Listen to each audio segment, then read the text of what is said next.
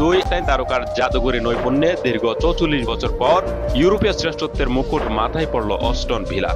এমি মার্তিনেজের দুর্দান্ত সেভ এবং Emiliano বন্দিয়ার goal assist সব মিলিয়ে গতকাল জার্মান ক্লাব ফ্লাইবার্গকে ৩-০ গোলের বড় ব্যবধানে উড়িয়ে দিয়ে প্রথমবার ওয়েফা ইউরোপা লিগের শিরোপা ঘরে তুলেছে ইংলিশ প্রিমিয়ার লিগের দল অস্টন ভিলা। এর ফলে দলটির দীর্ঘ ৩০ বছরের ট্রফি করা এবং ৪৪ বছরের ইউরোপীয় শিরোপার আক্ষেপ এক রাতেই গুছে গেল।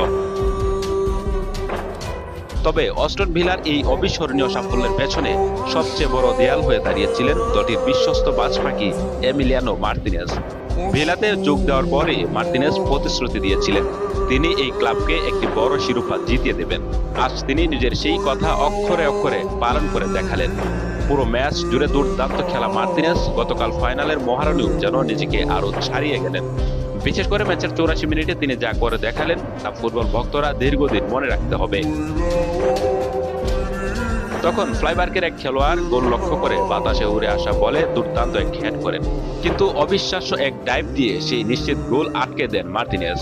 আর তার এই অতিমানবীয় সিপ দেখেই ধারাভাষ্যকরা সরাসরি তার তুলনা করেন পর্দার কল্পিত ক্রিপ্টনের সেই সুপারম্যান চরিত্রের সাথে।